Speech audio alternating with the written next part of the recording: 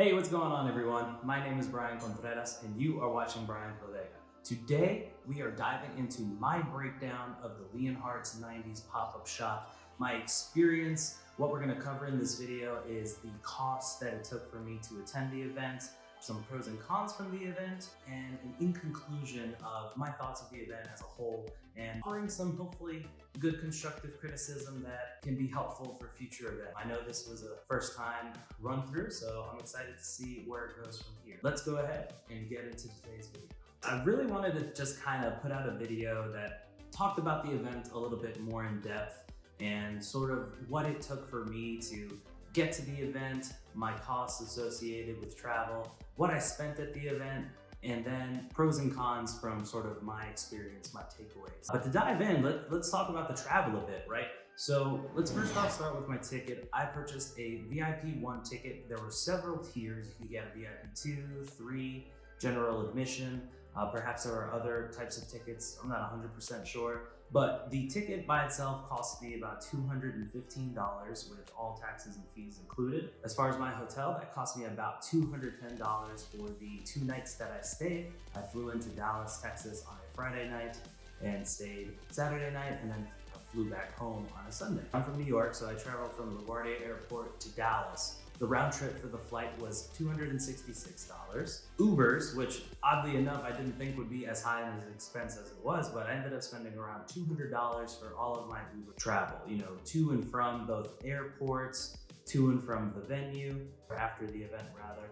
And then as far as food, directly after the pop-up shop, I ended up going to Con Lodge in Deep Ellum. So it was a couple blocks away from the venue. Had some delicious Dallas barbecue. It was really, really nice. The mac and cheese was actually my favorite part. It was really, really tasty. But that meal, I had been working up to that meal the whole day from, being at the event, and I just got really hungry. So spent about $40 eating food there. To put together all of this, my ticket cost, my hotel cost, flight, Uber's, food, granted, you could totally do this on less of a budget than I spent, right? So in total for travel expenses with the VIP ticket included, it came out to about $931. And I'm sure you could find hotels that are potentially cheaper. I stayed actually at a Holiday Inn. With the flights, you could certainly find cheaper airfare. Now, I will say, as far as traveling for the event, so on and so forth, I believe LeonHart's intention is to actually bring this show on the road. So this was a proof of concept. This was the first one they did in Dallas, Texas, his hometown. So of course I just wanted to be there to experience the first one, but anticipate that this will be brought to other areas. Anticipate that these hotel expenses and all that would maybe virtually be non-existent if you didn't want to, put yourself up in another hotel. So that's definitely something to take into consideration. The event, for future purposes, is potentially going to be on the road. So those are just some of my expenses. And now let's dive into sort of my card purchases and those expenses at the event. So at the event, I wanted to allow myself to have some fun, right? I had been saving for this trip for quite some time and doing vacations or traveling, and you work a full-time job. I'm sure that you cherish these moments, right? So I really wanted to go, have a fun time, and if I saw stuff that I liked, maybe potentially make an offer on it and get stuff. So as far as my purchases go, I was able to get this really cool Koga's Ditto, and I believe it's from Challenge. So I got this Koga's Ditto Unlimited, pretty mint condition card, I would say. Some scratches on the hollow foil, but overall really nice card. I got it for $25. I also got this beautiful PSA 10 Gold Star Mewtwo. It's a Japanese promo exclusive. I highlighted it in the last video, but I was able to get that card for $750. And then my final purchase at the event was a BGS 8 first edition Sabrina's Gengar. I was able to get that card for $300. In total, my card expenditure for the event was $1,075. Now, I know that is a lot of money.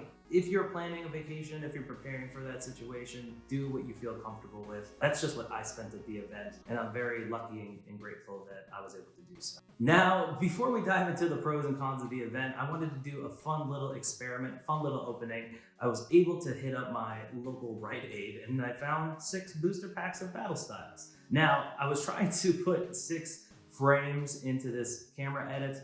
I couldn't get it going, so I was able to do 4. But we opened 4 Battle Styles packs here. So before we get into the pros and cons, let's take a look at what we pulled. And yes, we got some really cool cards. The Tapu Koko VMAX, we got the Empoleon V alternate art, and we got a Cricketune V. Very, very cool. Was super stoked about the alt art card. I think Battle Styles is very underrated, but I digress. Let's jump into the pros and cons. I think it is important to address the criticisms head on, so let's just dive into sort of some of my cons for the event. First and foremost, I think unclear instruction from the venue. As soon as you stepped into the venue and you started walking around, there were a lot of lines for one, to pick up your vintage pack if your ticket came with that, and then also people were lining up to meet Veronica Taylor, go to the merch store, so on and so forth. There really was no clear indication on where these lines started. I mean, for Veronica Taylor, it made sense. You go in front of the booth and there you could meet her. And if you don't know who Veronica Taylor is, she is the original voice of Ash Ketchum. Anyway, when it went to, the main attraction for the event, which is to pick up your pack and prepare for the live stream if you wanted to be a part of it, it was really hard to sort of figure that out. So you kind of just stood in line and hoped for the best. I've heard some stories where unfortunately some people got on the wrong line, or they didn't really know where to go and they sort of missed out. And that's really unfortunate, but I'm sure that for future events, this sort of issue can be worked on, right? One suggestion that I would have when it comes to scheduling, formatting lines, there are plenty of scheduling apps that are available, and you could potentially make some sort of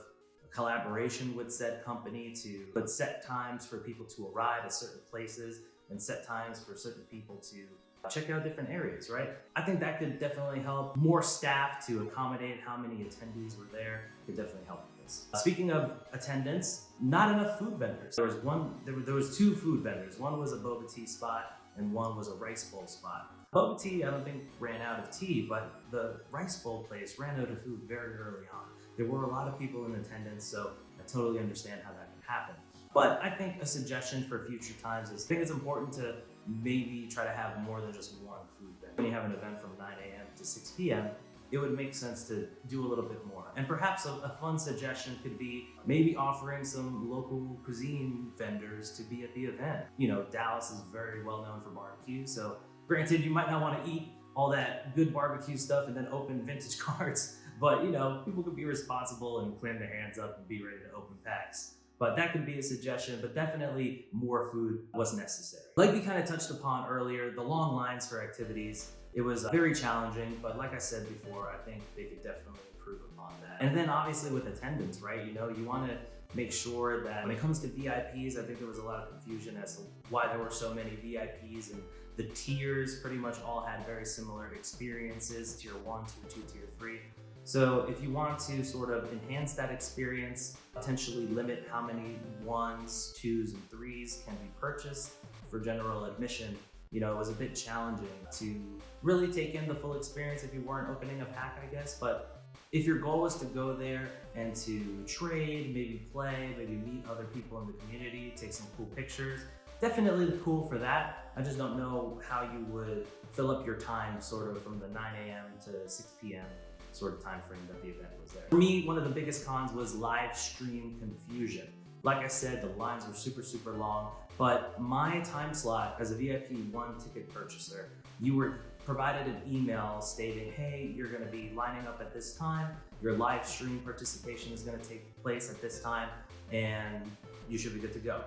I stood online for a while, for 5 hours about, and a lot of people had a similar experience. I was supposed to take place in the first half of the live stream, which would have been great, right? My biggest reason for going to this event, granted it differs from so many people, was that I wanted to participate on the live stream in order to promote my channel. And I thought that would be super cool. I could just, show off my personality, open up a vintage pack, and just, I was wearing a t-shirt for the channel, so wanted to get that plug out. But unfortunately, the morning casters, they were introducing people, and it was taking a bit longer to go through the packs. So when the second half of the stream came on, they just said, all right, everyone, get on stage, 3, 2, 1, open your packs. And it kind of was a lackluster experience for the live stream. Grand takeaways from the event, I think you gotta make the most of it. I definitely tried to, and with these 2 videos, it's definitely drawn a lot of attention to the channel, and I appreciate the comments, the subscriptions, the likes. Really, really grateful for that. So overall, I still was able to get some promotional stuff out of the weekend,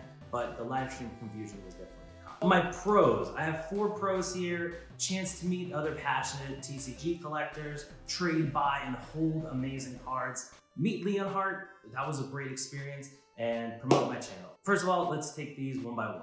I met so many awesome people at the event. I really do appreciate all the kind words that you all have left for me in the comments. So many of the folks that I met at the event subscribe to the channel and are checking out the videos, and that means the world to me.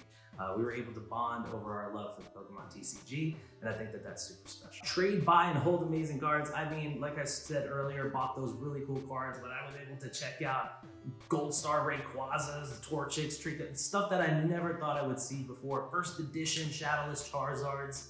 It was crazy, so that was really cool. Meeting LeonHart was such a special moment for me. LeonHart is a big reason why I started this channel and went on this YouTube journey. I loved seeing the excitement he had opening packs, and that just rekindled something in me. I've been on my own journey, and it was really special for me to share that with him.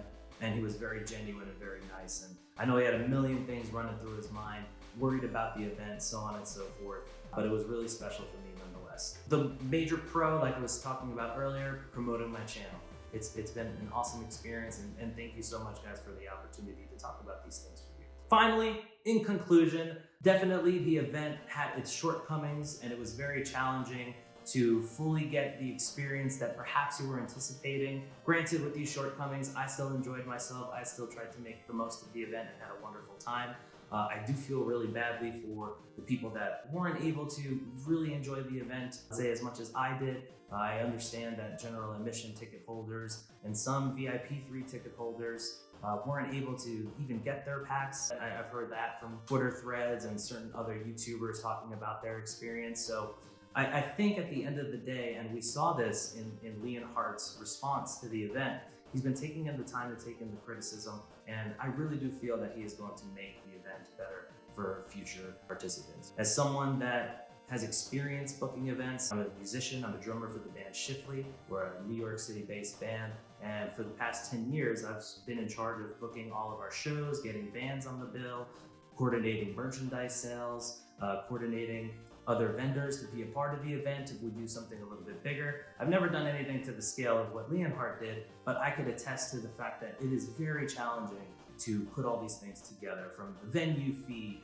from the food and beverage, from the insurance you have to put together, the contracts. There's a lot of logistics that at times maybe none of us are really privy to, but I really do feel that LeonHart is going to make it better for the future, and I'm excited to hopefully go to one later down the line and hopefully meet some more of you at the next one, or maybe at another event. In conclusion, that wraps up today's video. I hope you enjoyed it. We are getting back to our pack openings content in the near future, so look out for those videos, and I will see you on the next one. Take care.